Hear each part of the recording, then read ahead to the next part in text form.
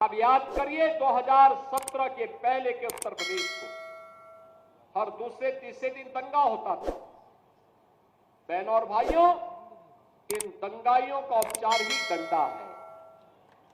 बिना डंडे के मानेंगे नहीं।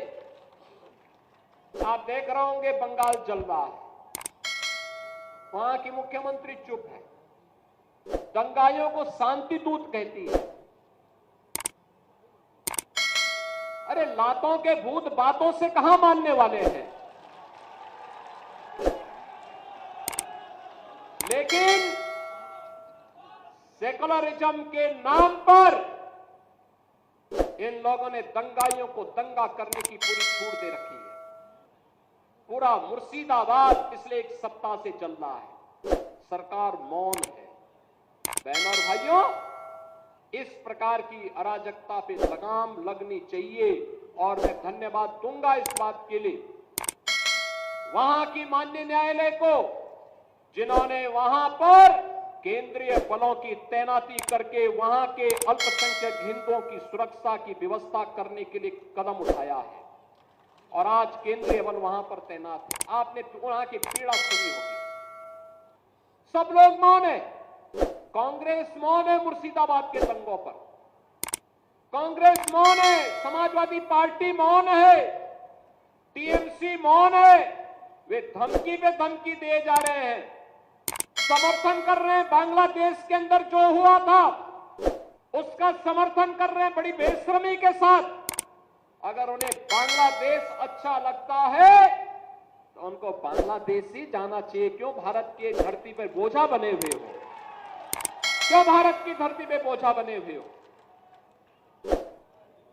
हम आभारी हैं प्रधानमंत्री मोदी जी के और गृह मंत्री अमित शाह जी के, जिन्होंने वक्फ संशोधन अधिनियम को पारित करके गरीबों की जमीनों पर, सार्वजनिक जमीनों पर पड़ने वाली डकैती पर लगाम लगाने का काम इस अधिनियम, संशोधन अधिनियम के माध्यम से पारित किया है।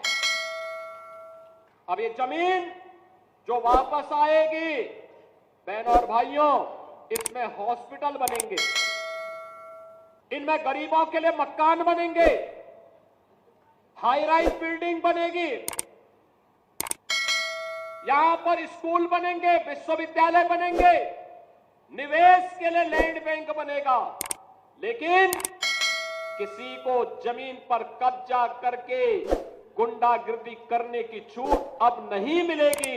इसलिए लोग परेशान हैं, क्योंकि जमीन के नाम पर जो लूट थी वह रुकने वाली है और उसलिए इन लोगों को परेशानी है।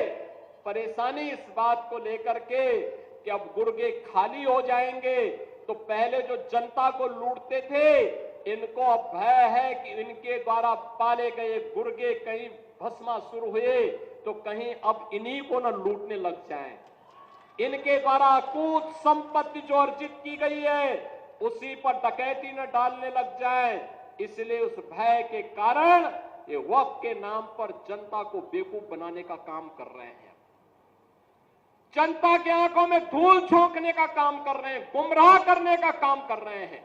लेकिन गुमराह होने की आवश्यकता नहीं। हमें देश के संविधान पर, बाबा साहब भीमराव अंबेडकर के द्वारा बनाए गए संविधान पर विश्वास करना है, विकास की प्रक्रिया के साथ जुड़ना है।